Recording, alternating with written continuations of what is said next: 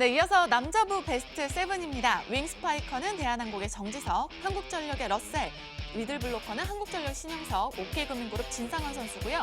아포지 스파이커는 KB손해보험의 케이타, 그리고 리베로는 우리카드 이상욱, 세터는 대한항공의 한 선수, 지난 한 주간의 감독은 한국전력 장병철 감독입니다.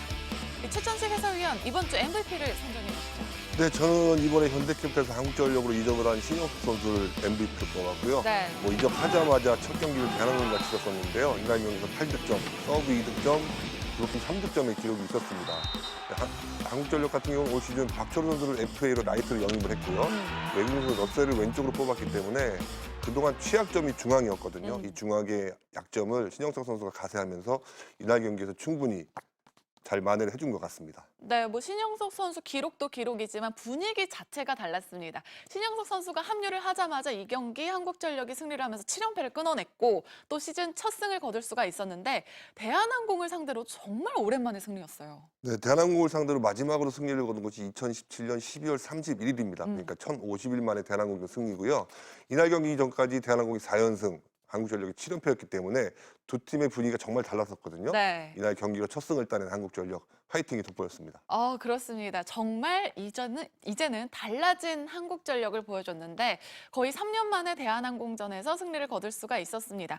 사실 이 한국전력이 삼성화재와 김광국 세터를 트레이드한 이후에 현대캐피탈과 트레이드를 하면서 많은 배구 팬들이 놀랐는데 이 두 팀의 트레이드에 대해서 이 최천식 해설위원 좀 어떻게 보셨어요?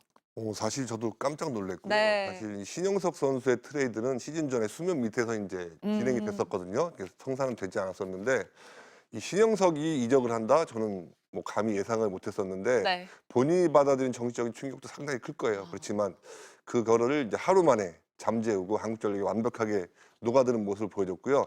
또 재밌는 건 황동일 선수가 2008년, 2009년 시즌 전에 신인 드래프트에서 우리 캐피탈에 지명이 됐거든요. 네. 그 지금 6번째 팀을 맞이하게 됐습니다. 그러니까 이것도 개인적으로 보면 큰 영광이라도 볼 수도 있고 많이 옮겨 다닌 그런 면이 있거든요. 그래서 이번 한국전력에서 활약도 황동일 선수도 한번 기대를 해봐야 될 것 같습니다.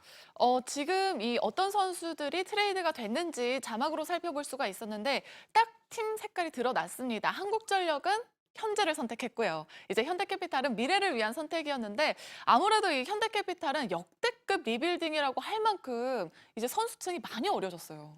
삼성화재, 현대캐피탈 전통의 라이벌 팀이라고 볼 수가 있는데 사실 삼성화재가 이번 시즌 전에 리빌딩을 마쳤거든요. 네. 거의 재창단식으로 리빌딩을 마쳤는데 현대캐피탈도 이제 이에 뒤질세라 젊은 선수들로 많이 트레이드를 하면서 팀 분위기가 많이 젊어졌거든요. 그러니까 이 선수들이 얼마만큼 빨리 현대캐피탈이라는 팀 문화에 적응을 하느냐 이것도 굉장히 중요할 것 같아요. 그렇습니다. 여태까지 봐왔던 현대캐피탈 색깔과는 정말 많이 다를 것 같은데 지금도 봤다시피 2000년생도 있고요. 이렇게 어린데 이번 시즌 좀 잘 끌고 갈 수 있을까요, 현대캐피탈이? 아무래도 허수봉 선수가 전역을 해서 합류하는 그 시점이 굉장히 중요할 것 같고요. 지금 신인 드래프트에서 1라운드 1순위 지명을 받은 김선호 선수가 부상에서 회복을 했거든요. 네. 이 선수도 기본기가 굉장히 좋은 선수이기 때문에 현대캐피탈 앞으로 전력에 큰 도움이 될 것으로 예상합니다. 네, 그렇습니다. 정말 지난 한 주는 이 트레이드로 정말 뜨거웠는데 한편 또 선두 싸움을 펼치고 있는 OK금융그룹 그리고 KB손해보험이 또 팽팽하게 이 선두 경쟁을 하고 있었습니다. 1승 1패씩을 주고받았는데 그런데 경기가 끝난 후에 이 신경전이 펼쳐질 만큼 정말 팽팽한 대립이 있었어요. 이 두 팀은 이제 1라운드 마지막 경기와 2라운드 첫 경기를 치렀었는데요. 네. 사실 1차전 때부터 미묘한 신경전이 있었어요. 그렇죠. 이것이 이제 2차전 1세트에 송명근 선수가 케이타 선수의 세레모니를 지적을 하면서 주심에게 좀 제재를 해달라 이렇게 얘기를 했었는데